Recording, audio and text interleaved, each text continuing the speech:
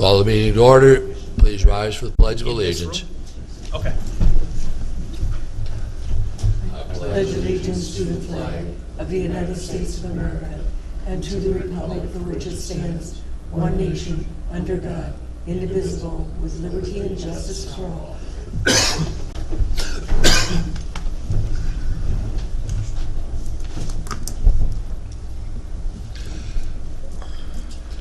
Okay, first thing we need to do is to approve the agenda, and I need to add one thing to it. Last week we got a note about a GIS proposal for a clarification of some of the workflow, if you remember, and that needs to be somewhere, I suppose. Oh, here we go. Yeah. Yeah, okay. My copy at home didn't have it, so, okay. Okay, that's there. Then I don't need to make that change. Sorry, I hadn't looked at this one. Okay, I would Okay. move to approve the agenda. Second. Okay, moved and seconded. All those in favor, aye. Aye. Aye. Those opposed, motion carried. Now we need to approve the minutes. I'll make a motion to approve the minutes. They look good. Second that. Better not die for a lack. Okay, moved and seconded to approve the minutes. All those in favor say aye. Aye. Aye. Those opposed, motion carried. Okay, public comment at the beginning of the meeting. Anybody? Okay. Brian?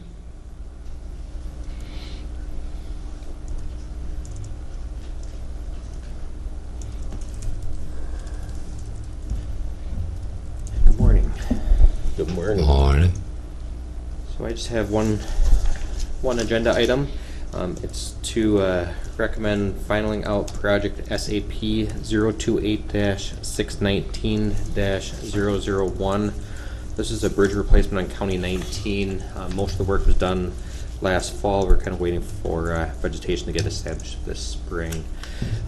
Original contract $605,233.25. Work certified $603,110. So about $2,000 under the original contract amount. Motion to approve SAP 028-619-001. I'll second it. Moved and seconded. Any discussion? All those in favor, aye. Aye. Those opposed, motion carried. Thank you. Oh, and it looks very good. Thank you.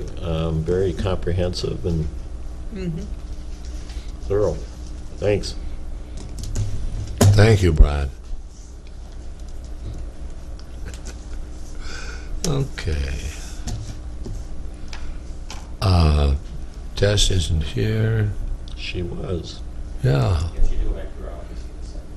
Yeah, okay. Well, we can go on and do a couple action items till she comes back. Sure. Claims, human services, and license center disbursements. I'll make a motion to approve the claims. They're saying. I did have some questions on it, and I included everybody in the correspondence with Carol about it, so Yeah, we got okay. explanation on that 56,000. Yeah, and questions got answered satisfactorily, Yep. so we're good. Okay. Did I hear a second to that? Second. Okay, all those in favor, aye. Aye. Those opposed, motion carried. Confirmation of the July 31st interview schedule. I'll make a motion to approve the schedule as the draft we received.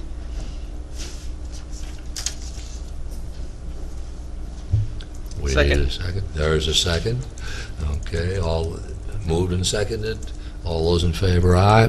Aye. Aye. Those opposed, carried. And consider adopting a resolution calling for special election for Commissioner of District 3. Maybe Michelle would like to explain that. You did a good job explaining to us, but so everybody knows. It'll end up being in February. No. Maybe. Only if there's a primary. Okay. Morrison County was faced with a similar situation, and we have decided to use them as a template for our schedule. With that being said, we've moved forward with your approval to post a special filing period that will open a week from tomorrow and conclude 2 weeks later. So August 1st to August 15th, I believe, are the dates, which, yes, August 1st to August 15th. And then, depending on what happens during the filing period is what will trigger the balance of the schedule. So if 2 or fewer candidates file for the special election seat of Commissioner Connors, the special election will be held concurrently with the general election on November 6th. If more than 2 candidates file, that will trigger a special primary election to be held concurrently with the November general election, and a special election will then be conducted on, I believe it's the second Tuesday of February, which is the 12th. So that will be the schedule, and it will all depend on how many individuals file as to which way we go. So would that be on the same ballot then as the general election? It will appear, whether it's a special primary or the special general, it will appear on the ballot that is issued for the November general election, and it will just have specific verbiage to the circumstances. So it would say like select 2, or, well, yeah. It would say something to the effect of special primary election for Commissioner District Seat 3. Gotcha. Yeah. And then select the person you want, then the top 2 would go on to February. Correct. Yeah. But that will only be on the ones in District 3 Yeah, sure. Correct. ballots. Correct. Yeah, So Caledonia City Precinct 1 and 2, and Yeah. Caledonia Township. right. Okay. Thanks, Michelle. So we need a motion to adopt that resolution? Yep. I'll make a motion to adopt the resolution for the special election. I'll second that. Moved and seconded. Any further discussion? It was a little bit interesting to be sort of at the beginning of this with the county attorney and the auditor, listening to some of their initial discussions of this situation, and they've done a marvelous job of getting it straightened out, and that was a very good explanation of what's going on. All those in favor, aye? Aye. Those opposed? Motion carried. Well, now she's here, now she's gone again. Well, do you want to just finish this last one and get the...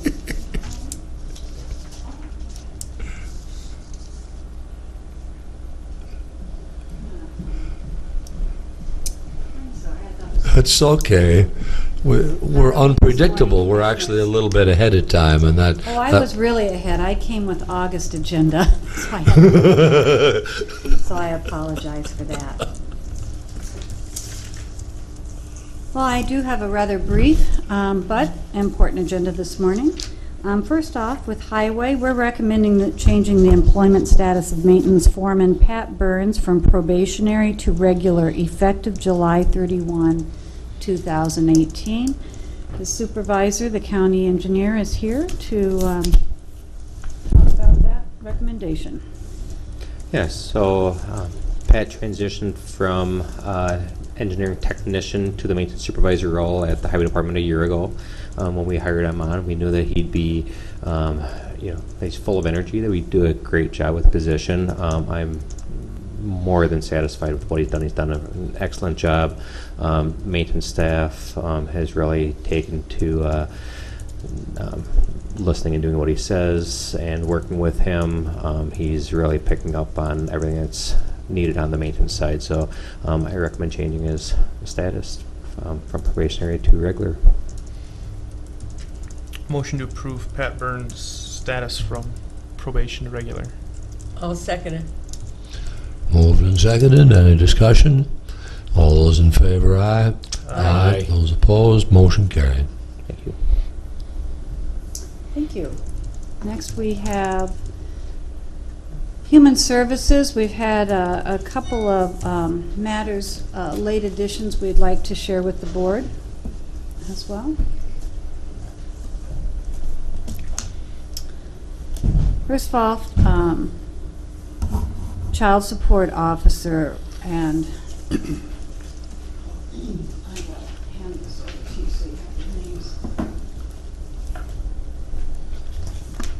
We have a request and are recommending accommodating that request to reassign Michelle Mossman as a regular status Child Support Officer, Step 5, which is where she was at effective July 24th, 2018. As you know, Ms. Mossman was filling the role of forensic social worker and feel her interest and skills are best suited to her former position. Ann, would you like to comment on that? So last week, we brought a recommendation to you to move Ms. Mossman from a probationary status at the beginning of her employment as a fiscal or a forensic social worker. And we made that recommendation and you approved it. So it's kind of unusual that we'd come to you the next week and say we're making this move. Michelle, as I said then, has done a good job for us as our first forensic social worker. She also has over 10 years of experience in child support. I think the process of talking about how things are going in preparation for moving to permanent status got her thinking that along with the opportunity in child support. And I think her preference is just to be there, and we want to accommodate that. I think when we provide opportunities for people to move internally, we want to make sure that we don't disappear their chair.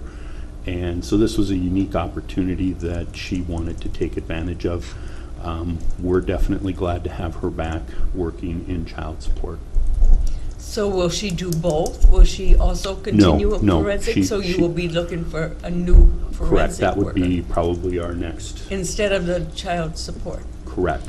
So Tess can speak to kind of the mechanics of that posting and everything, but we would likely then be coming back to you to ask for a recruitment for the forensic social work position. Well, based on this, is the forensic position a tenable, I mean, No, I don't think so. I think it doesn't speak so much to anything that's wrong with the forensic social work position. It's more Ms. Mossman's preferences. okay.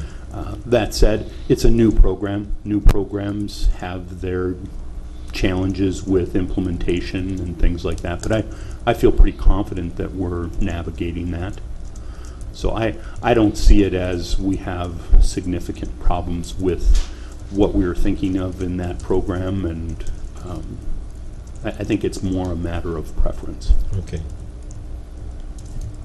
And that's clearly my sense as well. So you need a motion to move Michelle back into child support? Effective tomorrow at her former step and pay. Okay. I'll make a motion to that effect. I'll second it. We don't have to go through the whole probationary thing, going back down again, do we? No, I'll read it into the recommending the reassignment of Michelle Mossman as a regular status child support officer, step 5, effective July 24th, 2018. Okay. What was Okay. the effective date? Tomorrow, Yeah, it's July 25th. 24th. Fifth. 5th, I apologize. Thank you. Okay. That's why the confusion.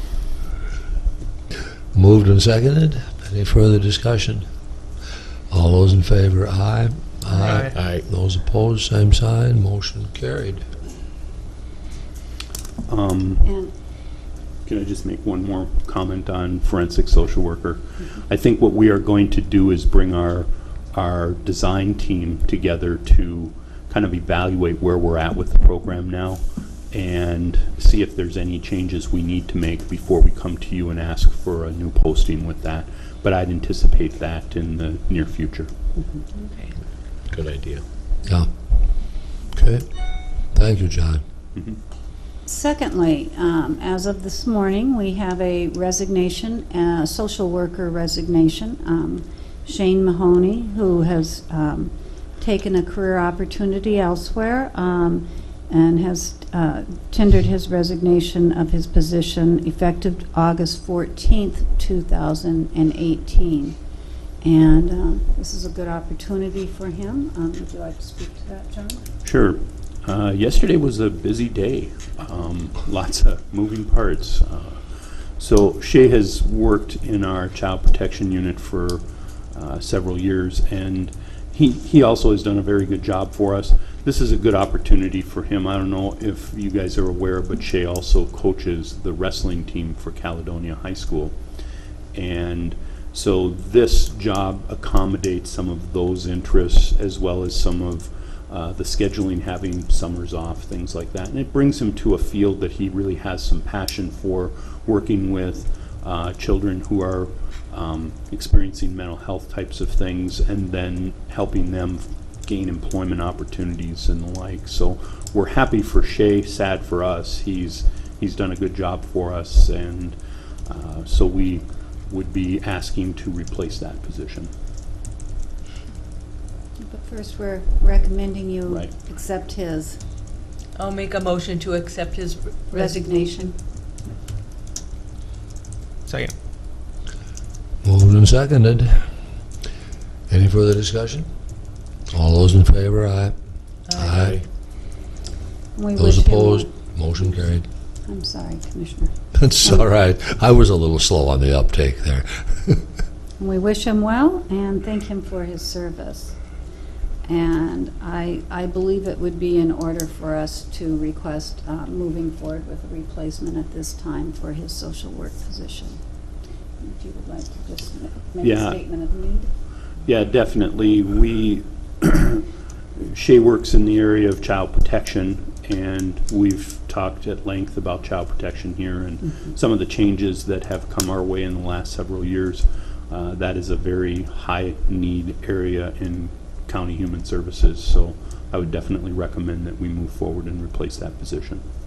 And I appreciate the length of notice he's provided us. It'll be very helpful. Do you keep a pool? A pool of potential social workers. I think we'd have to go back and look. The last time we did a social worker recruitment was the beginning of the year, wasn't it? It was, and we were not recruiting, as I recall, for a child protection Right. position. There's very specific interest typically, and so I recommend that we repost that and go forward posting it as a child protection. We may have interest internally too. Actually, when we posted last time, we did have a child protection position, but there was interest internally. Okay.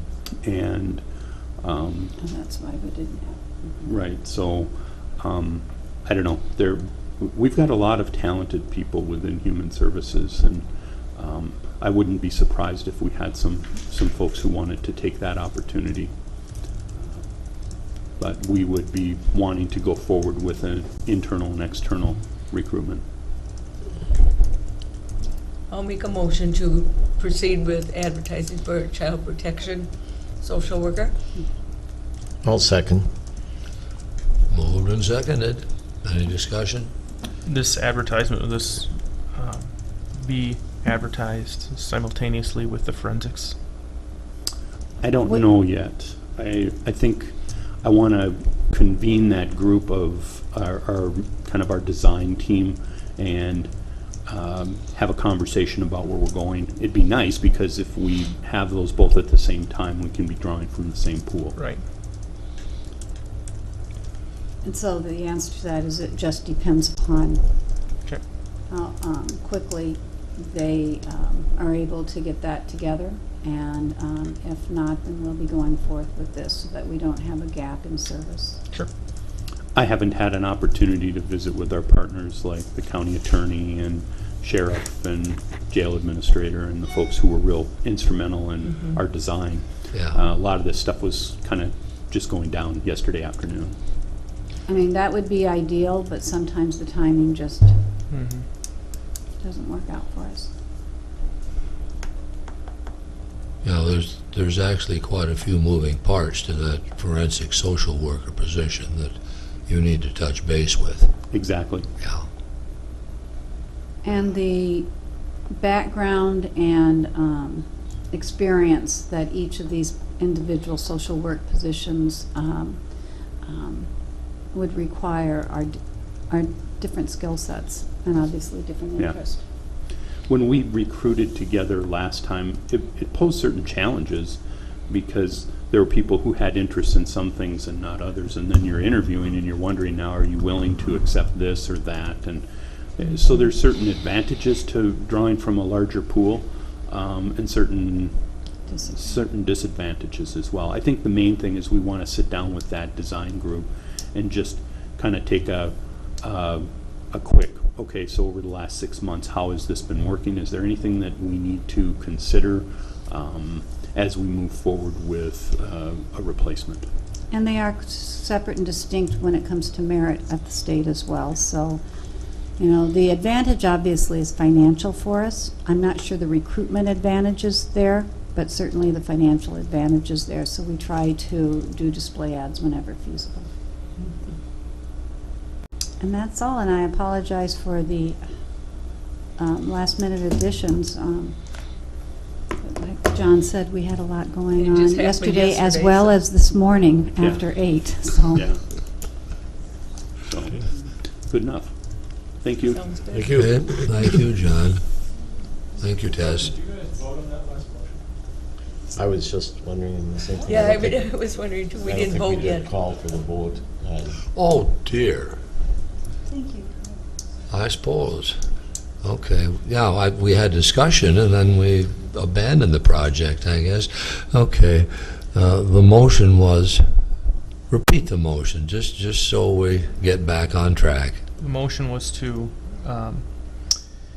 hire for the social work, to Child post or protection. whatever. Child protection. Post for There you the. go. Yeah, social- what did I say? Initiate a competitive search for a child protection Child social protection. worker. Right. Okay, and that was seconded, so, okay. All those in favor signify by saying aye. I And those opposed, same sign, motion carried. Thank you.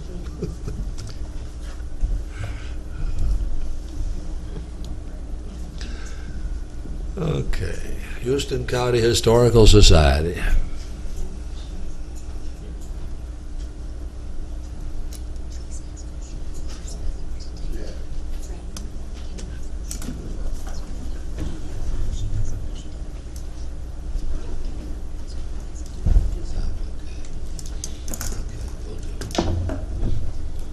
Well, good morning. It seems like a year goes so fast. Would you please introduce everyone Yes, that's I'm going to introduce with them. you? Yeah. I'm Shirley Johnson, President. This is Deborah Ray, Vice President. Georgia Rosendahl from Spring Grove, Director. Dwayne St. Mary, Caledonia, Director. And Richard Cordes, Brownsville, Treasurer. Okay, thank you. Well, we continue to have a lot of business, and we are presently, one of our big projects is we're installing surveillance cameras. We feel this is a need that we need to do this to protect the buildings and the artifacts. So this is one of our big projects this coming year. It's actually in the works right now. Shirley, have you had things missing that, Pardon? have you had items missing in the past? Well, we're missing a flag right now. Are you?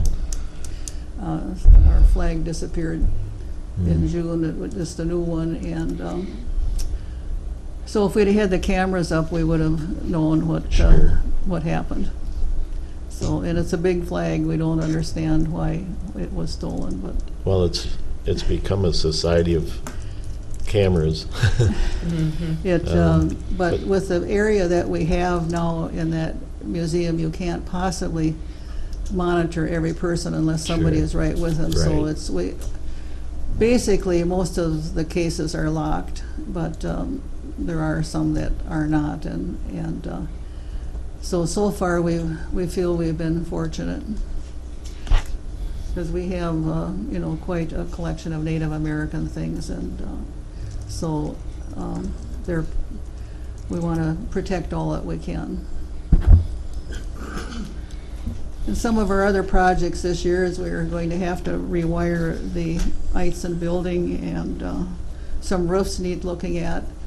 And our Presbyterian church on the fairgrounds, we're now replacing the windows. They hadn't, I don't know when they were ever replaced before, but they were pretty rotten. And we're doing some painting, and we're doing a much needed project.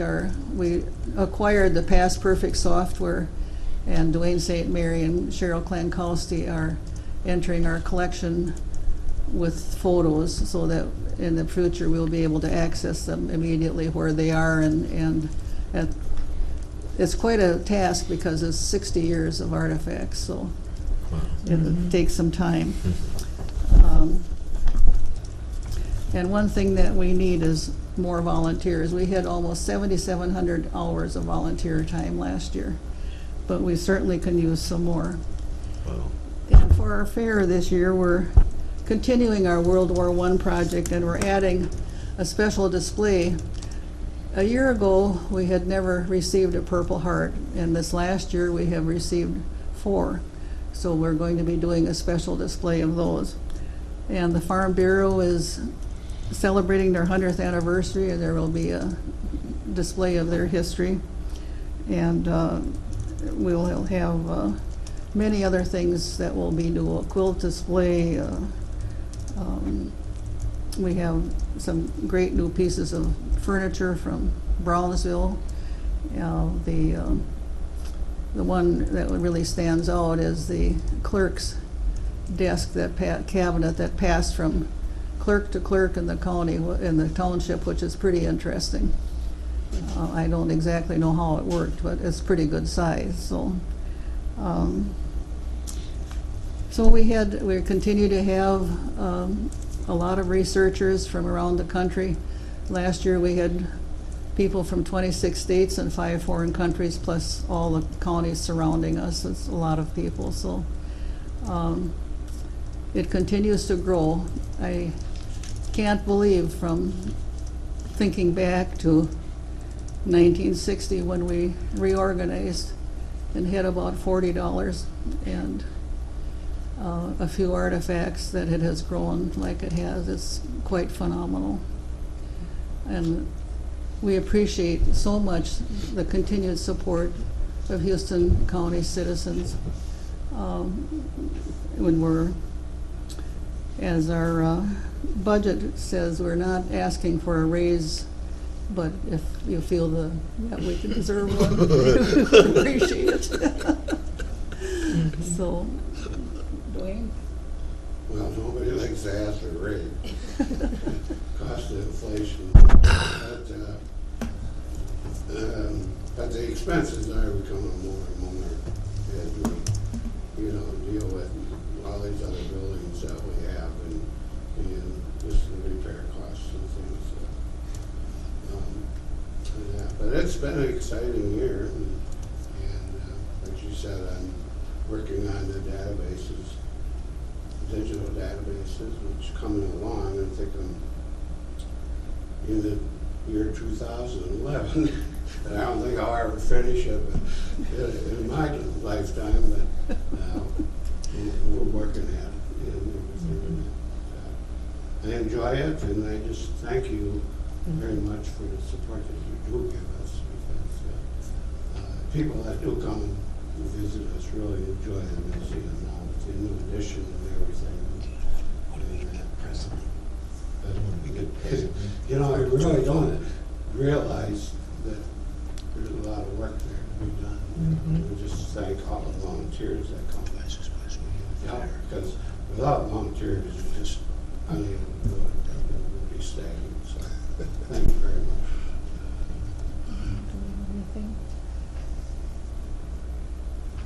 Guess one one more project that we're kind of starting to get more serious about again is our timeline.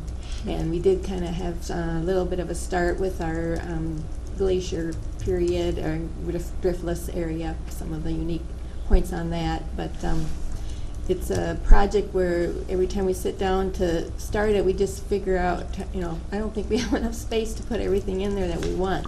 So it's going to be a challenge to figure out what points to put in the timeline and how to make it so we get everything that's important included. So look for that, I guess, in the future. And thank you also. Well, I'm waiting for the timeline to get finished, and then I'm going to retire. You have your own timeline, You'll have your own timeline. Another big project we have is our glass negative project, which we're trying to get off the ground, and it's, we have just thousands of negatives to take care of, and that's one of the reasons we need some more volunteers, is we need somebody to just take this project and run with it, so. And again, I thank you for all your support, and it's really, really appreciated. When you think of the volunteer hours there, and it's just a passion. I mean, for the people, they really enjoy what they do. So, do you have any questions for us? Did most of the townships appropriate money now, or just a few of them? Probably half. Half of them, okay. Did you get the one from La Crescent yet? No, not I yet. think they do that in September, but I can check on it for you I again. think so, yeah. Mhm. Okay. But we appreciate the help that they do. And it gives us more visibility in the county too. And we did have a very successful book sale this year, and we actually had a second one, and it continues to draw a lot of people. You can believe it, we probably had 20,000 books this year. Yeah, So it's amazing. And we're planning a program in September. It's Archaeology Week, I think the third week in September, and we're planning we have a speaker coming to speak about the Minnesota Native Americans in the Oneota and Houston County, so something to put on your calendar. It'll be interesting. When is that, Cheryl? When is that? I think it's September 23rd, Okay. 1 o'clock on a Sunday afternoon.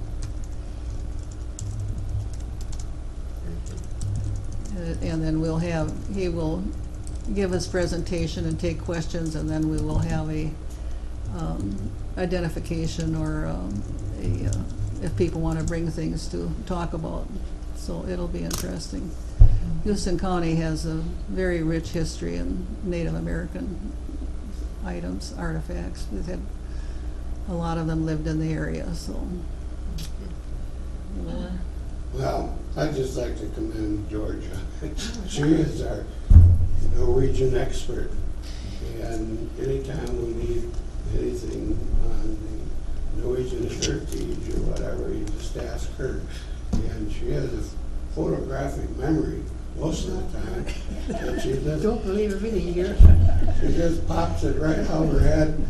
And if she doesn't remember it here, usually in a few days here, she'll come with you. I mean, her house must be just full of them. Yeah, you'll never get in my house. Yeah. But she does a wonderful job. Thank you. Just a peach. Well, good. Just want to let you know I finally tried lutefisk this year. Good for you. Are you going to try it again next year? We'll leave it at I tried it. Yeah. Lots of butter. Pardon? Lots of butter. Yeah, Yeah. the whole stick.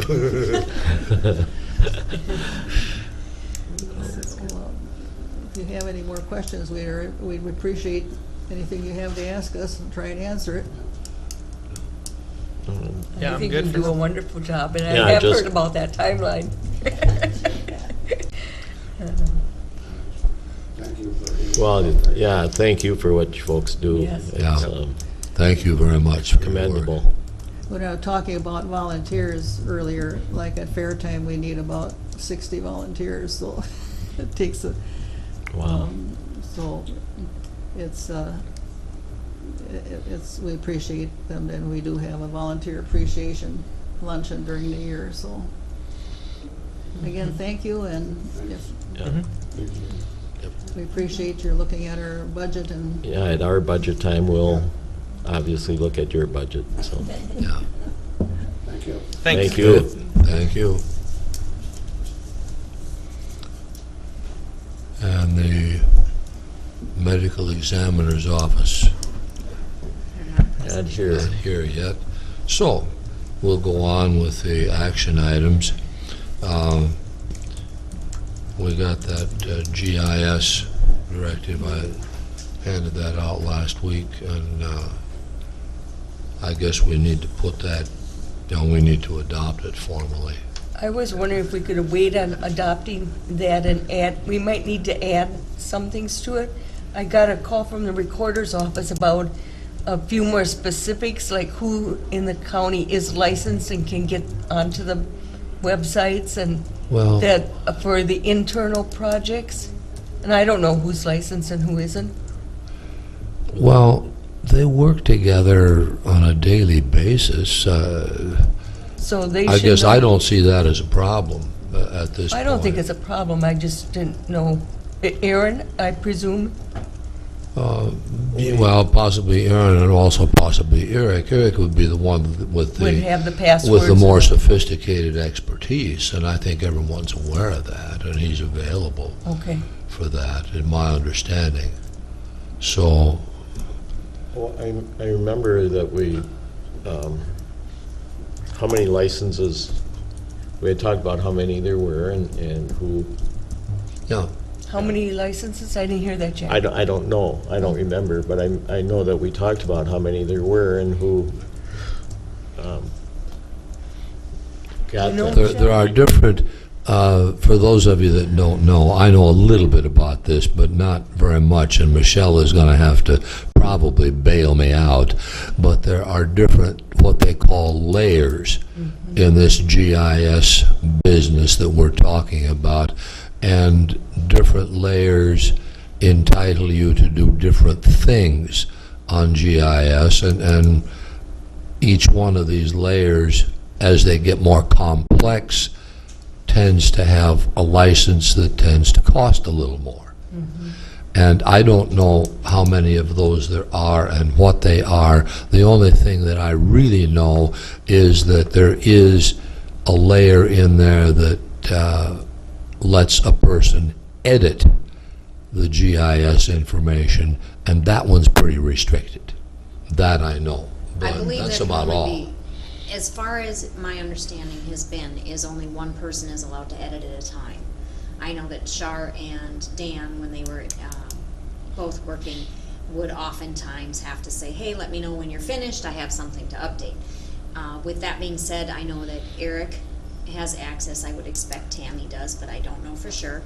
I have access, Aaron Locker has access, I know that Holly works with, I know she's input some data, and I would expect that perhaps she has access.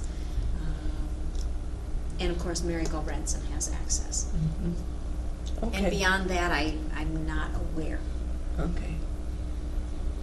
So there really, it really isn't very complex operationally to have access to what, to, within the building, have access to what we need. I, Well, what I'm hearing is that it's complicated to figure out who has access to what, and I'm hearing from you that maybe it isn't quite that complicated. I And think so, each person has their area of expertise. I mean, Yeah. Aaron and Holly would be using it for zoning purposes. They would Yeah. be utilizing the layers that they've had established for those purposes. Like the sewer. Highway also must have some access, because I know that Dan would work with someone over there to get roadway plats input. So that would be one that I didn't think of initially. Well, doesn't Schneider have the roster of, I would expect. yeah, so why don't we just get that? ask. Ask Schneider who has them and report back to the next meeting who that is. But Do we even need it in this? This is just a directive saying go to somebody local. Go to somebody Yeah. locally we don't have to that's say, got the "In this information you scenario, need to please find go to out who this it is and do it. But Right. maybe for Michelle's purposes, to have that We in can your hand. staple it to Yeah, this. maybe we need that, maybe somebody needs that, we Yeah. can ask for it. Okay, But for purposes of the motion, we don't need it in the motion. do we? no, I wouldn't think so, no. It's an operational thing, internal operational thing. We don't need to deal with it. My opinion, but.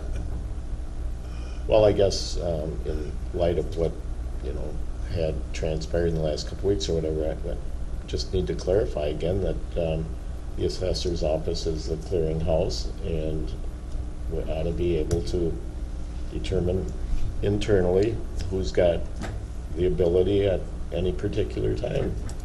And if comes up to a stalemate, then we contact Schneider. I mean, it doesn't. Yeah, not necessarily if it comes up to a stalemate, but if Whether- it's simply if we can't figure it out Well, that's internally, what I meant, then, yeah. okay. No, you're right. That was my point, Yeah, or attempted point. and the question then becomes, is that covered here, or do we need to add a sentence or two, or do we need to work on it for a week and bring it back next week, or 2 weeks, excuse me. We're not gonna bring it back next week, we're gonna be busy next week. So that's the question we have, whether we make this as a motion, or whether we just hold it for 2 weeks and work on the language. I mean, it says it in here. Yeah. I guess it was just, I was reiterating that was the point. I'd be comfortable with this. I would move to accept this, insert it. Second. Moved and seconded. Any further discussion? We've had quite a bit on that, but. I any personally further- would like to wait in the 2 weeks just to see if I can get some more information, because I've only heard from, we were gonna have a deal where everybody talked, and maybe if Michelle gets that list of who can get on and what layers they would cover, I just want a little more clarification for the department heads. Well, and I think too, this is a directive just saying we want to keep it internally. How it gets divvied out internally can be up to the assessor's office or whoever the first point of contact is. Okay. My only thing is, do we get this lengthy and say, we keep it in-house? If this scenario arises, go to this person. If this scenario arises, that's not what this is about. We don't want to do that. So I just don't wanna I get- don't think we want to do that for for purposes of this situation. Well, and I think if we could get a list of who's on it, distribute that so people are aware who's got what license or whatever, that's up to the department that's heading this up to determine who And each it's up to scenario the should go to. individual This department is just heads. saying, Yeah. we're keeping it here. Yeah. Do that. And it's up to the individual department heads that deal with it to know where those places are, and there aren't that many of them. Normally, I think there are probably just 3 departments that really deal consistently with these land use things, and then once in a while, planning and zoning gets involved and whatever. But basically, my understanding is that it's recorder, assessor, and auditor that deal with these things. So, Another thing I'd want to clarify or make sure of is that individuals do not contact Schneider without. now that's the part that's set up, but that's definite. That goes, anything that goes to Schneider has to go through the assessor's office, Right. so that there is just one contact person there. That's the whole idea of the assessor's office being the lead thing on this, and then the expectation got to be that, well, if I can't deal with it, I give it to the assessor's office, and the assessor's office was saying, hey, somebody else here can deal with this, we can't deal with it, and it's not worth sending to Schneider. It's not something that we can justify they're getting involved with, and they don't want to be involved with it. Let's deal with it internally, but not necessarily here, because we don't have the expertise. The individual department should have the expertise. If they don't have, then there are other people in the building that do. Yep. That was the whole crux of the thing to start with. And so this is an attempt to try to alleviate that internally, deliberately, without being specific. Okay. That's where it's at. So you have a motion, a second on the floor. Yep. And we've had discussion, any further discussion? Okay. All those in favor signify by saying aye. Aye. Those opposed? Aye. Okay. 3-1. Motion carried. This lady's gonna show up. Now. Okay, we go on to consent agenda. Is there any discussion needed there? I think so. No. Okay. I would move to approve the consent agenda. Second. Moved and seconded. All those in favor, aye. Aye. Aye. Those opposed, motion carried. Discussion items.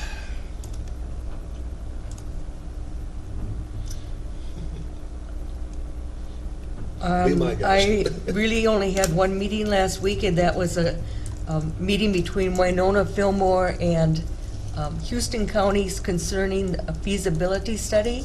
And I did get on the agenda for August 7th to explain it. It's one of those, it is a no cost to the county. It's just a feasibility study, and they're asking for our support. Winona would do all the work and staff time, everything for the study. But I'll present it formally. Feasibility of what? Using compost, these big, Oh, yeah, I've heard that. yeah. And there's, Fillmore County felt pretty strongly, as long as there's no money involved, and see if it's even possible to work together as 3 counties and trying to include La Crosse County also, because I don't think we have enough in the 3 counties that would, but I haven't seen the feasibility study yet either, so. But I'm going to bring up, actually Rick Frank and Gary Harder are going to come to our August 7th meeting at 9 o'clock or shortly after to just explain what it's about. But, You know, my understanding of that, and you know a lot more than I do, and that's why I'm asking the question. My understanding of this is that it would involve just the solid waste from our buildings.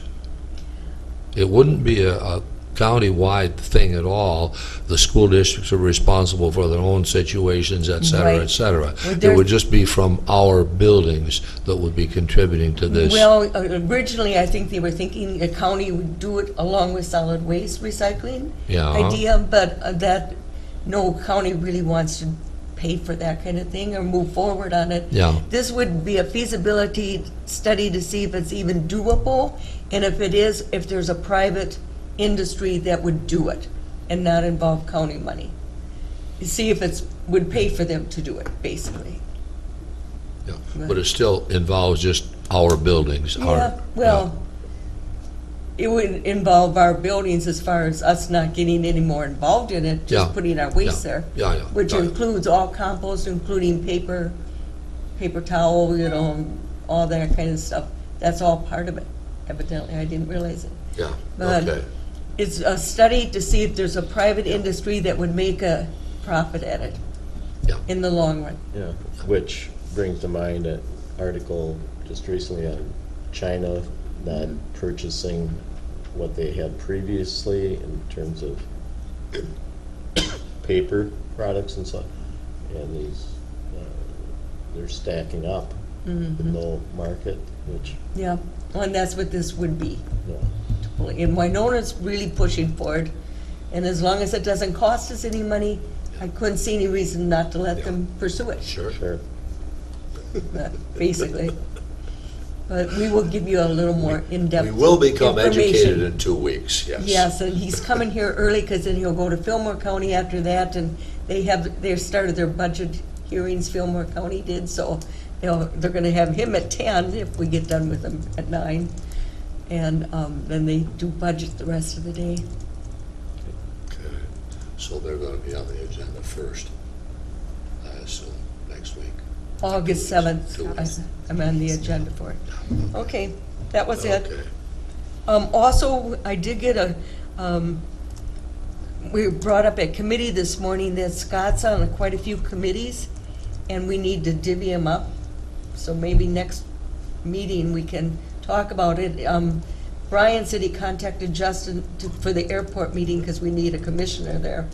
But I know he's on the Justice Center one. I didn't bring along my list today, or we could have talked He's about on it. SEMCAC too, because he had taken. So maybe we should have that list for that August 7th meeting and divide them up.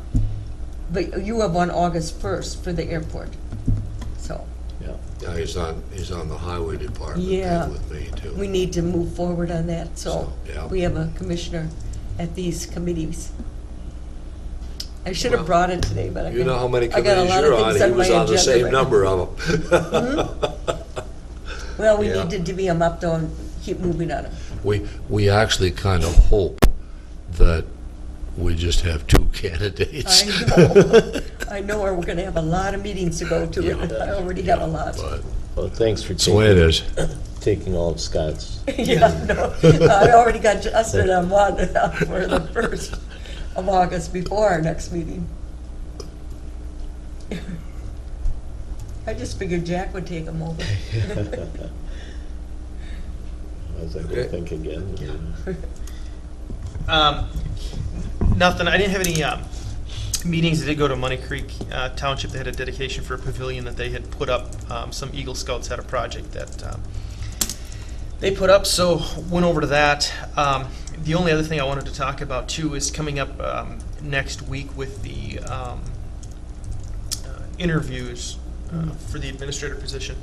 I just wanted to reiterate to the board that, you know, this is a very critical position that we're filling, and just to remind people that if for some reason we come out of this and nobody has a good feeling, that, you know, there's the option for a failed search and start over and do it again. So I just don't want to think that we have to, you know, it has to be somebody, we've got to pick somebody. Well, if we think that there wasn't any good candidates, that option's still there, and I just wanted to remind the board that, you know, if we have to exercise that, maybe you do, just for the fact that it's critical that we get the right person for the job, not just a person for the job. So just a friendly reminder, and I'm confident we'll have a good candidate come out of this, but in case not, make sure that we're still cognizant that it needs to be done right. So Yeah, I noticed too that Gary Wire's information on the general overview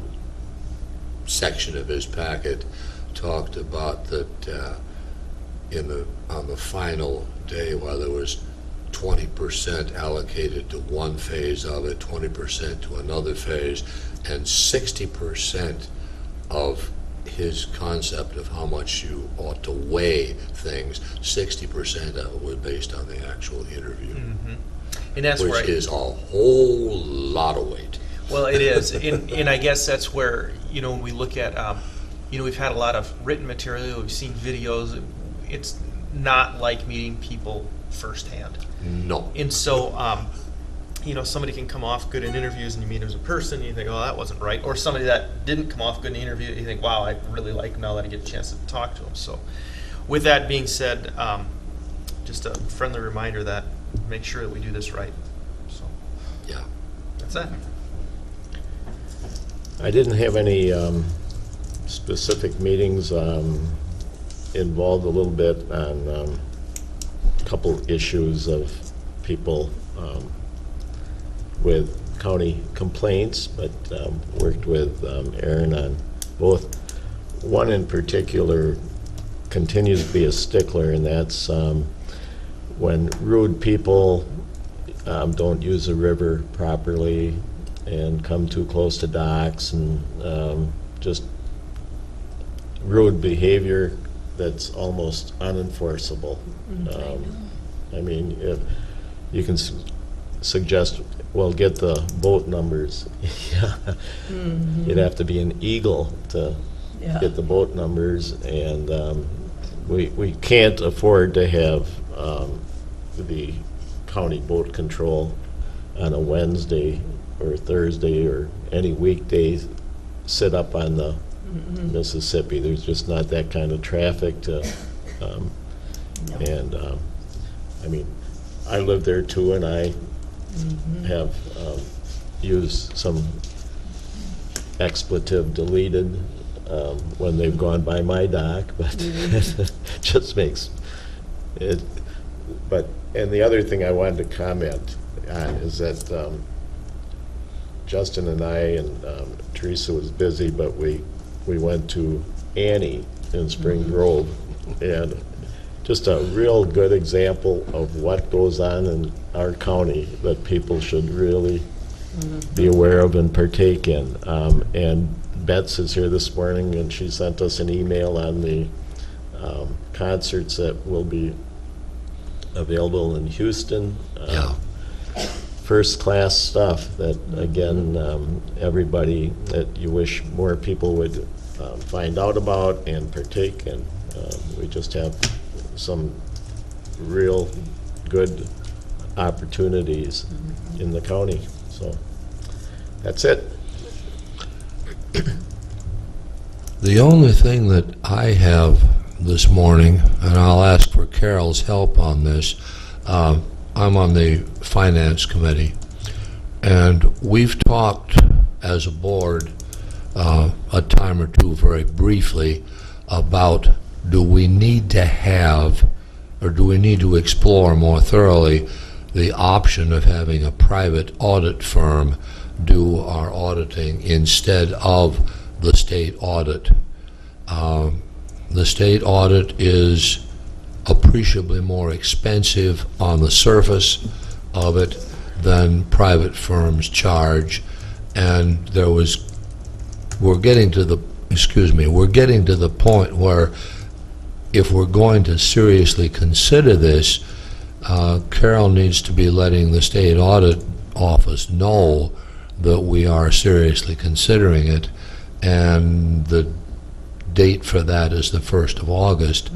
And there was enough conversation about it this morning that I thought, well, we really do need to listen to this a little bit as a board ahead of the time for actually making a decision. So I asked Carol to come in and do a little bit of explaining of what might be involved and the kinds of things that we have to look at. However,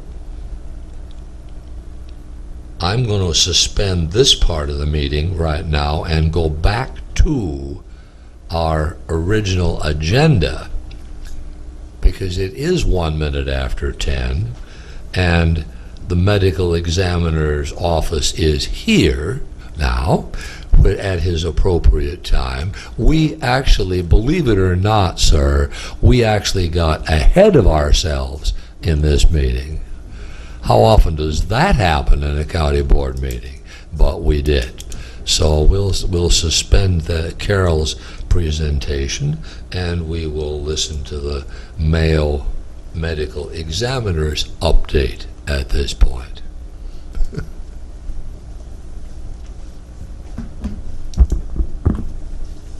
Great.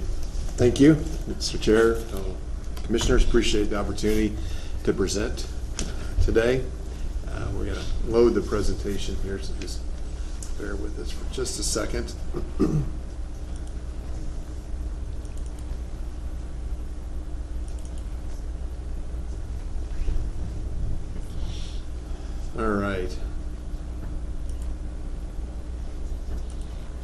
So this is the annual report that we provide, obviously, each year. And so the first thing I'd like to do is, my name is Dr. Ross Reichert. I'm the medical examiner, and my colleague today is Monica Kendall, and you'll see her name listed up here. She's the supervisor of our death investigators, and I really like to spend a little time on this page because there are a lot of people that are supporting the medical examiner activities for the county, not the least of which are the local and field investigators here in Houston County. And they're the ones that are here 24/7, 365, and are really the front lines of our office and doing the heavy lifting on a regular basis. And so I can't say enough about our local death investigators.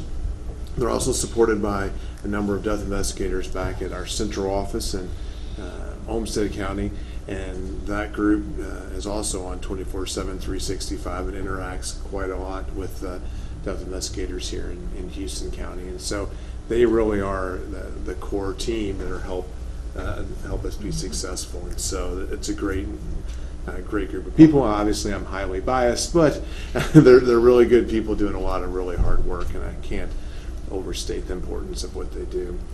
Then the bottom line there, you'll see Office of Decedent Affairs, our reporting specialists in the Division of Anatomic Pathology, and that's really our sort of logistical infrastructure component. So those are the people that are helping us generate the reports today and doing a lot of the paperwork and coordinating of activities. And so again, it's a large number of people that are supporting the activities. Can I ask a question? Of course. Okay. Just curious, what's the differentiation between a field investigator and a death investigator? It's just really the way we've the terminology that we've used. There's no difference between them as far as the skill sets. We've just used the field investigator just as a way to specify that they're in this particular county. That they're here. Yeah, here. Okay. And so it's really just a terminology. It's a nice observation. That's pretty common medical examiner jargon. I would say that I've never actually really thought too much about, but yeah, they're the same skills. So Thank you. yeah.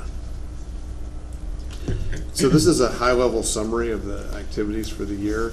Those are the number of cases. 83 are the number of cases that were reported to us. We would much rather have people have a low threshold for reporting deaths to us than to find out something after the fact. And so if people are concerned that it might fall under our jurisdiction, we look into it, investigate it, and so forth. And so you'll see that we had 14 deaths certified after post-mortem examination, and so those are our autopsies. We had 3 that were certified without post-mortem examination, and so those are cases typically in which it still falls under our jurisdiction, so it's a non-natural death typically, but the injury would be well documented. So say someone falls, they're elderly, they break a bone, and then they get sick and die a few days later. That would be an example where it falls under our jurisdiction because it's not a natural death. But it's very well documented what happened. And so that's a typical scenario.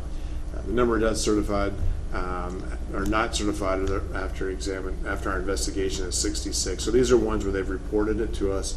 We've looked into it and said, well, it doesn't really fall under our statutory jurisdiction, and so we would release that back to the primary care physician who would complete the death certificate. So what is on the death certificate? And so there's a lot of information. The 2 major components that we focus on is the cause of death and the manner of death. And so the cause of death is the underlying reason why someone died. So the underlying disease process, the underlying trauma that occurred. The manner of death is the circumstances surrounding the death. And then there's a number of pieces of information on here. And I just thought it might be good to just make people aware of it if you aren't looking at death certificates regularly.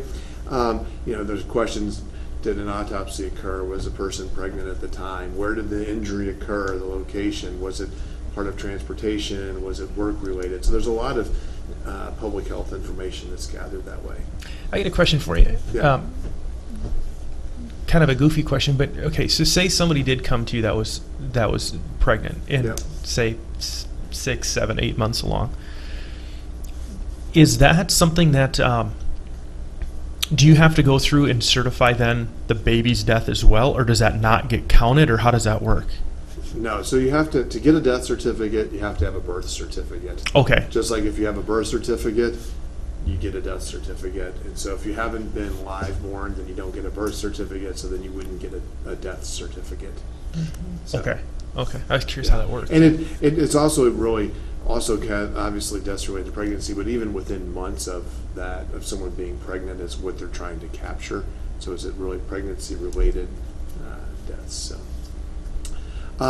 And who uses it? I think it's, obviously the families are immediately the ones using it, and so they use it to close down or do whatever logistics that they have to do when someone passes away, but it also provides information of things that may be relevant. Are these inheritable or heritable conditions? It may not be relevant when you're 20, but suddenly when you're 50, that your grandfather died of some sort of dementia, or what type of cancer was it? Was it lung cancer after 50 years of smoking, or was it breast cancer from when you were at a younger age? Those are the sort of things that are relevant, and that's pieces of information that they can get because it's accessible and it's part of the county records. And so the other thing I think is important, and this is one of the reasons why I'm sort of focusing on this topic this year, is that our death certificate data then goes to the state, and then that gets coded by the CDC. And so this is where, when you see these numbers of this is how many people have died of drug overdose deaths, these are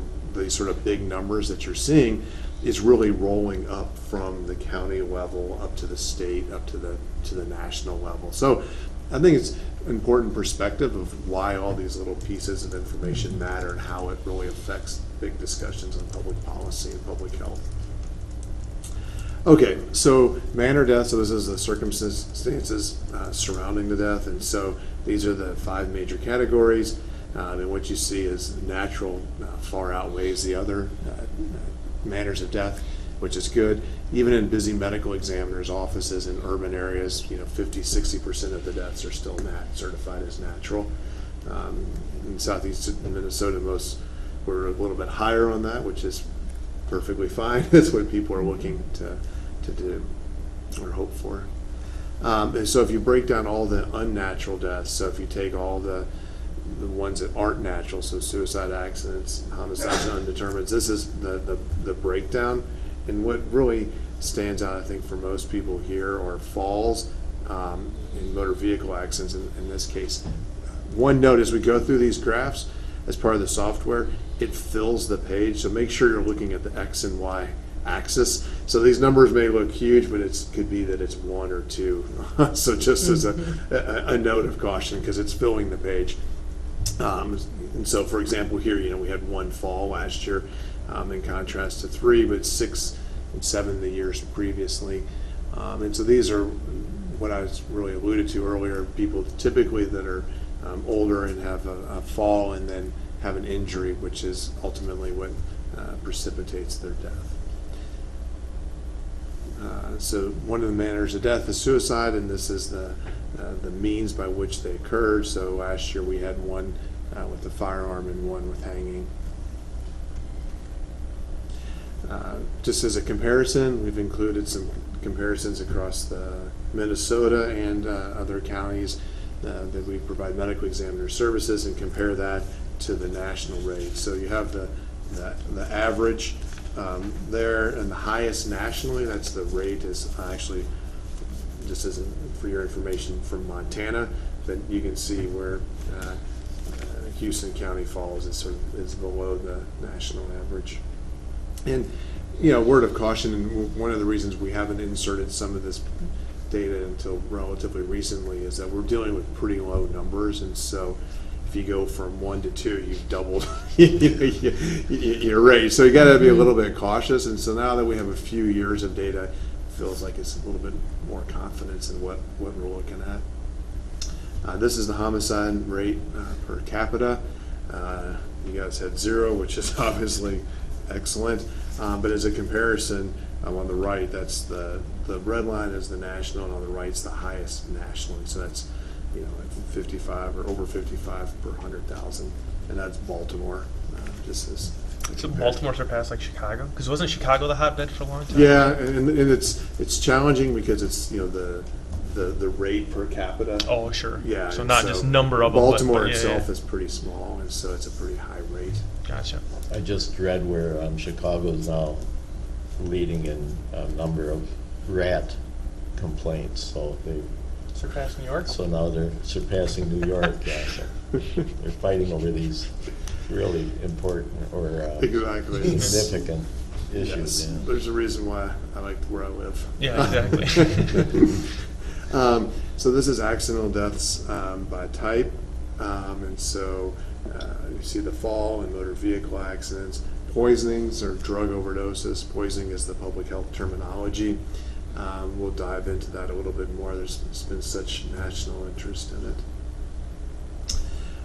In a minute. So first is the motor vehicle accidents, and so for a long time this has really been a major focus of forensic pathologists and medical examiners because it's been, you know, until about 8 years ago, it was the leading cause of accidental deaths in the United States. But then about 8 years ago, that was superseded by accidental drug overdoses. And so just as a perspective, I think to me, it's pretty amazing. But, you know, you're talking in like the 25 to 30,000 deaths per year of motor vehicle accidents, and then drug overdoses superseded that. And then the most recent data was about 65,000 drug overdoses in a year. So when you hear those numbers about the epidemic, that gives you a sense of the steepness of that curve in about the last 8 years. So we looked at this, and we've started doing these maps to try to identify where the type of accident. So this is the one that says the type of accident. So is it ATV, motorcycle, snowmobile, etc. And so just trying to see if there's a cluster and just another way of looking at the data to say, okay, this may be a way to identify a risk area. We haven't seen a pattern. They've all been really in disparate locations. And this is looking at the number of deaths. And again, so the motor vehicle deaths in different areas, and so the different colors are by the different years, and then the size of the dot reflects the number. And so again, we haven't seen a pattern, but again, just trying to look at the data a different way to see if there is a potentially high risk area. Oh, gotcha. So this is the most recent data. So this is from 2016, and so in 2016 there weren't any motor vehicle accidents. So you were way below average, which is fine. But just to give you a sense of comparison of the red line again is the state, and the highest nationally that we have reference there is from Alabama.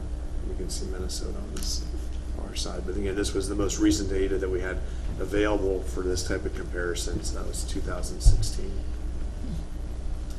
So deaths related to poisonings or drugs. And so this is overdoses. This is an area we've really had to struggle to keep up with because the complexity of the types of drugs involved has really grown in the last few years, and so we've had to create new categories to try to even capture the different overdoses. And so we had two drug-related deaths last year. One was from illegal drugs, and another one was from prescription medications, and they were both accidental drug overdoses. And so this is... Sorry. Let me ask you something, though. We talk about accidental. Yep. Accidental or on purpose is also considered accidental? No, if you intentionally... I mean, they accidentally died from the drug overdose. They did not intentionally take the drug overdose to take their own life. And you're determining that based on the amount in their system that you're saying, okay, well, usually if somebody intentionally does it, it's at this volume, and how do you know if it is? It's a challenging. No, it's a tough area. Okay. And so we factor in all sorts of information. That's where our investigative reports are important. And so we do factor in the concentration of the drugs. We'll factor in the circumstances surrounding how they ingested the drugs. We'll factor in other sort of social pieces of information. You know, if it's prescriptions and all the bottles are empty, that, you know, is different than, you know, maybe overtaking your prescription medications. Okay, so there's a little bit more investigation to determine that. Okay. There's a lot of investigation that goes into it. Sure. And then a drug overdose on purpose, that wouldn't necessarily be called a drug overdose, that would be called suicide. Would be the cause of death would be the drug overdose, the Yeah. manner of death would be suicide. Sure. Yeah, Yeah, so that's the way that would work. yeah, okay. All right, and this is so I can discuss this better with my daughters. When you do your investigations of especially opioids now, Yep. I think that there's no doubt that the drug companies have contributed to the issue with and some doctors and their tendency to overprescribe and so forth. But my suspicion has been that seeing the number, the ages of people, and then some of the communities or areas of high incidence, that it's more, I've been in grandma's medicine cabinet than it is that I injured my knee and I got addicted taking, do you have an opinion on that? Well, I think a couple of things. One is I think the epidemic is real. I think everyone can agree on that. I think how we got to it is multifactorial, and I think there's a number of things that played into it. How people get addicted to opioids, as you've alluded to, are a number of different routes. One is people, have a susceptibility to becoming addicted to drugs and have taken it, and maybe are appropriately taking it for whatever their injury is, and then begin to abuse it. And then you have other people that are just frankly, as you alluded to, getting into the medicine cabinet and taking those medications and abusing them. And then what happens from there is, so as people often do, is they begin with the prescription opioids, or these are prescriptions that have been diverted, and then they'll move to heroin because that's a lot less expensive than buying those pills on the street. They can be extremely expensive, and so what the pattern typically is, or often is that they begin with the prescriptions. They can't maintain that because of the cost and access, and then they move to heroin. And then what we've seen recently is, in the last probably 2 years now, is fentanyl, which is even more potent than heroin, is now in that heroin batch and being sold that way. And even carfentanyl, which is basically sort of a large animal elephant anesthetic, just to give you a sense of the potency. And so that's part of the uptick, is that you have individuals even that have been using heroin and now that's got fentanyl or carfentanyl in it, and the potency is extremely high compared to what they had been previously using. And so what you see here is that we've had to keep breaking down these different categories to try to capture these different drugs. I mean, fentanyl is always, periodically, we've had outbreaks of it because it's relatively easy to produce and access. And so, years ago we would have like a little cluster of fentanyl-related deaths in heroin users, but now it's really kind of been more widespread. And so, again, catching this and sort of keeping up with the different analogs that are available has been a challenge. Yeah, it's tragic. I have to say, it's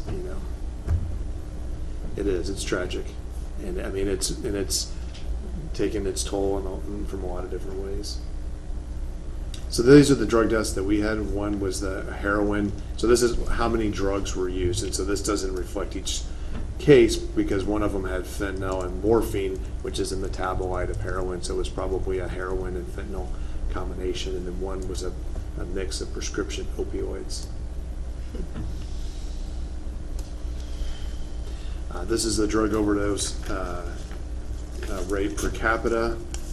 You can see how we compare, and then that's the highest nationally, and so probably to no one's surprise, that's West Virginia.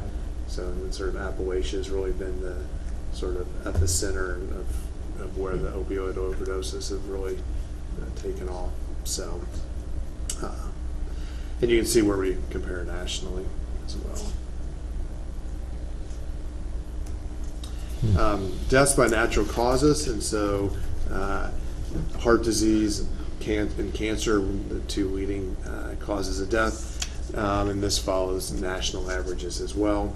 Neurologic has been relatively stable.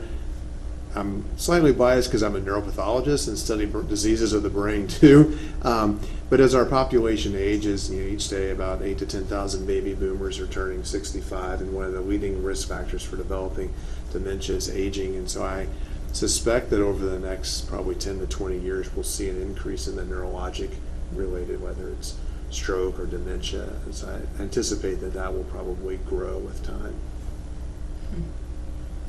Deaths by age group. So this is good news, if you will, coming from the medical examiner. Another way we've had to adapt of how we look at our data is, historically it was sort of like greater than 65, and they sort of lumped all those categories together.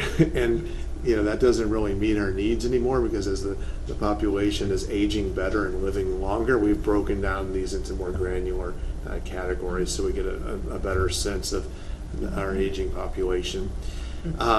When you look at this, I think if you look at other statistics similar to this, if you're really interested, there's a lot of information on the CDC website that you can go to. But when you see these kind of graphs and they're shifted to the right with the aging population, that shows you right off the bat that those are natural deaths. There's a heavy representation of natural deaths. When you start to look at the data and you see peaks in like the 1 to 5 or 18 to 25, those are telling you those are non-natural deaths, because they're not dying from natural diseases. You don't get cancer and heart disease at the same rate. So if you look at this data and you see these peaks in these younger groups, that tells you that they're dying of accidents, homicides, and suicides. And so just an interesting way to look at it. There does seem to be an increase in Centenarians. 100. Yes.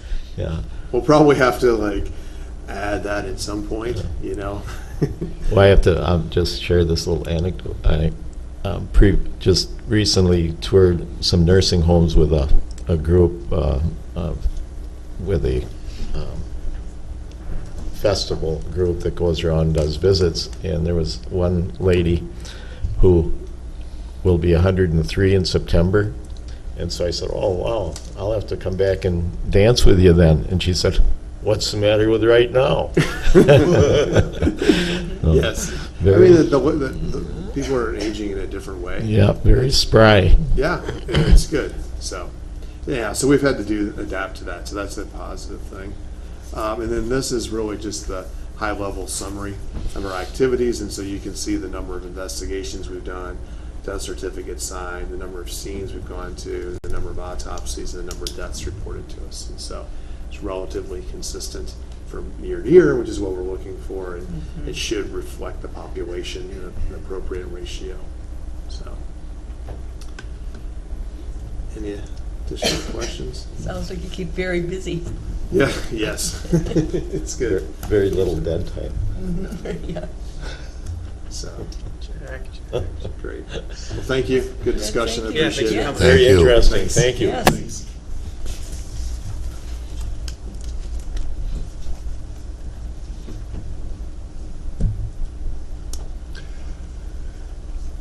Okay, Carol,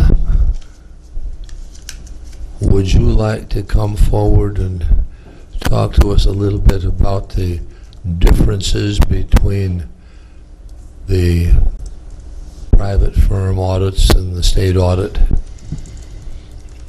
Yes, and I believe Loretta is here also, and well, Sheila and Donna and Heidi were going to join also. People may have abandoned the project. People may have abandoned the project. Well, Oh, you dear. know, you brought it up, so I sent an email that, no, he brought it up, so they started coming, but then, then we had the other appointment, so they kind of, went Yeah, I back. know. So I we'll understand see if that. they come, but Yeah. we did have a lengthy conversation this morning, well, and actually at the last Finance Committee meeting also regarding, the move to a private audit firm, because it has been brought up several times, and the cost savings that could be realized. And I just keep Well, thinking. stop right there for a moment. What cost, Well, what figure-wise, what are we talking? it was like $20,000. Okay. I believe that, people have indicated that they have saved over their bills. And that, To say that that's exactly what Houston County would save, I really don't know. The issue that we probably are more concerned with is the staff available to do this. We have the state auditor's office who provide, yes, our audit services, but they also provide, accounting, education, support in new processes that come up. Our software that we use to prepare our financial statements is through the state auditor's office. There's just a lot of concerns that we have, and especially with the transition now with the combination of the auditor's treasurer's office, we're looking at a different thing. And the staff here is stretched thin already. In the finance office, we don't just do finance, we're payroll, lots of different things, as are the treasurer and Sheila. We all wear many hats. We wear many hats, and we're probably not like the county who is going to save $20,000 because they have 5 employees who work just in the finance department. I've heard Beltrami County. Well, they have a staff. They don't have one person in finance. And, I said if the board was willing to commit that $20,000 to providing the staff support that's needed to not have the other benefits that we get from the state auditor's office, I guess I probably wouldn't question it. What was it, 3 years ago when Heidi was moved, full-time to Human Services, we were going to look at the finance office for the .4 position. It didn't happen. You've already saved your $20,000 that you would maybe on a different audit. So we just think there's a lot of changes coming up that really right now might not be the time to make a change. But it is, of course, up to the board. Well, one of the things I've sat in on the review with the state auditor on a couple of occasions. I guess one thing that strikes me is that, and I don't recall her name now. Carla. Yeah, she knows us. And so when things come up that are technicalities or we aren't really in compliance, but she understands why we're not in compliance, and she knows the personnel, and I think that has value, that we don't have to reintroduce everything to somebody who hasn't been aware of our history, and so in that respect, I think it might be wise to stay on track. And it is just so you know also, it is a 2-year commitment to stay with them. So in 2 years, we would be able to make that change if, things really just go sailing smooth here with the new transitions. What is as far as services, going private to state, is there any gains, or what is the, other than cost savings, what would be an incentive to go private? I think that's the only basically one. what's promoted is the cost savings. And, I can say with the services that they wouldn't provide to us anymore, the state auditor's office, that we would all have to absorb here, we would have to hire another person. And one full-time person isn't going to only cost you $20,000 that you would save in a private audit. So the private audit doesn't do the things the state does. Right. Yeah. Well, I'm on those joint power boards with 11 different counties, and most of them now have put in to go private. They put out an RFP and they put in where that audit company, that private one, would do the same services that the state auditors do. They would come down and work with you. The They audit would do service. The audit they would provide. we also, I mean, the state auditor's office also provides education in terms of new GASB pronouncements, what we're going to have to do. I attend the state auditor's office training each year and get a manual on everything that's going to change. We've had some big ones, the PERA reporting, the OPEB reporting, just the financial reporting in itself. And it's been very beneficial to have that. And, you know, it's not that we can't learn it, that we can't go with it. But it just seems like we don't really have the time to do that right at this time, right at this point with the change. All the changes. There are two things that kind of tripped my trigger this morning on this. One of them is that the private audit that is done then has to go through the state auditor's office. And if the state auditor's office finds something in that private audit that they're uncomfortable with, Carol can check me on my terminology here and make sure I got this straight. But if the state auditor's office finds something that they're uncomfortable with as far as following the regulations or the specifications of what the audit is, the state auditor's office then comes in and says, no, we got to take another look at that. And so then we wind up having to redo or whatever. Right, well, Fillmore County just had 2 years of their previous audits reopened, and now, you know, they're going to be billed for having to have those redone. And, you know, like I said, it is, of course, up to the board. $20,000 does seem like an awful lot of money, but it also needs to be invested in staff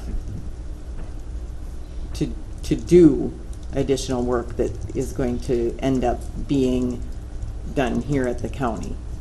Learning a new, different procedures. You know, we have our procedures. You send us this, we send you that. You send us this, we send you that. It's not going to be the same with a private audit firm. You know, so there's just going to be new things to do. And I guess we just wanted to kind of let you know what the thought was of the accounting staff here. How long ago did Fillmore County make the change from the state audit to the private audit firm? Do you know? I thought it was it's quite a few years already. Mm-hmm. But I haven't heard from any of the other counties that any of them had to have the state redo theirs yet. But I can check because I have meetings next week, so. Yeah. I don't know. I don't know. I really don't know how often it happens. Yeah. And I guess I'm also looking at the viewpoint that you are meeting with your counterparts at those counties. I can pretty much guarantee you that this line within those counties don't necessarily have that same opinion. Okay. You know, because we've heard some of our counterparts. Like, Okay.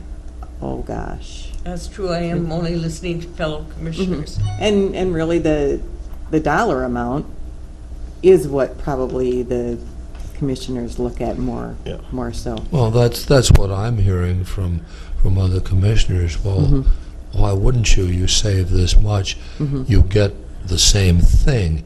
But what we're hearing from you is, no, you really don't get quite the same thing. Right, the same thing. And if you want to, you know, analyze the staffing levels of those other counties, that would probably be key in the actual duties that those people do in comparison to us, where we're not just a finance department. You know, we do more. HR isn't just an HR department. You know how we are here, and I might not be saying it quite right, but just. I think, you know, just like Carol said, I mean, if you do switch, obviously the other accountants would probably have their own reports that they'd want to use, so we'd have to reinvent the wheel, create the reports they'd want to, and that would definitely take staff time, I guarantee it, especially just from the treasurer's office and not even knowing what the auditor is going to bring. But I just think that the reports, that everybody uses different reports, and they're going to get this information, they're going to go, well, we want them on this spreadsheet because this is how we do it, So I can just see that happening very easily, and that would take a lot of time to try to reinvent that. That's my feeling. I think Donna probably is one of the biggest stakeholders in the changes that are coming into the county with the combination of the offices. Like with the segregation of duties, I'm thinking that, right now, Carla and her group, they know exactly what we're facing right now, so the consistency, just staying with them would probably be a big advantage, because they know how, who does what, and they can hopefully give us some guidance as to how we could change things up a bit, and at least comply with most things for now. It's not going to be perfect, but I think it's going to, just the consistency of staying with them will definitely get us through at least this next 2 years.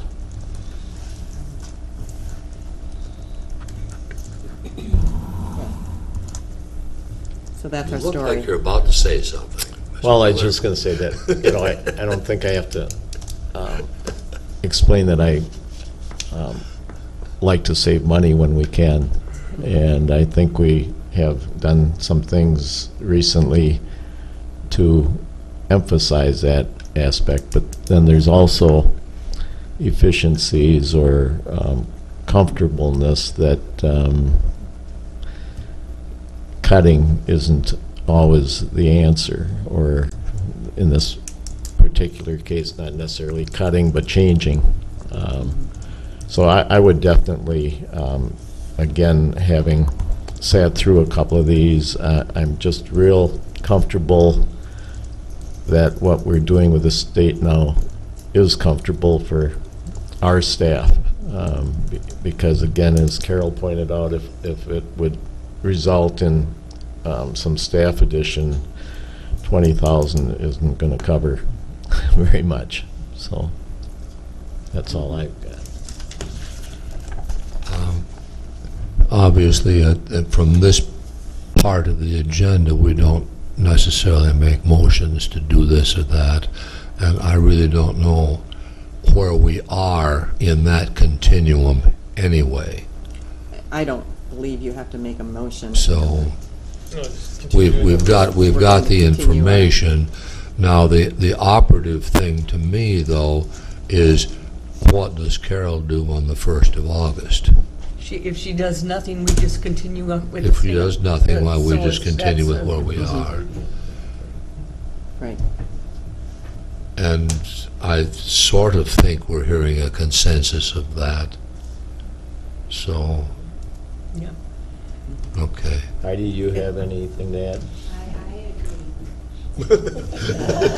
I wasn't here, but I agree. No, she was at the meeting earlier this morning, and of course at the meeting last month. So, yeah. And Heidi is another, Heidi and Loretta together are facing changes and most likely down the road here. And that stability and that longevity that we've had with them will create a stability while we do this change. I mean, because we have human services is a special revenue fund, public health is within the general fund. I can call up Carla and say, what would be your recommendation for moving things, how, so that we can have it integrate into our financial statements seamlessly. That benefit right there is just being able to pick up the phone and say, well. Okay. Thank you. And that's really the only thing that I have to report on my part of Commissioner reports. I must say that I was encouraged by the medical examiner's chart there that folks are actually living longer. At my age, that really encourages a lot. But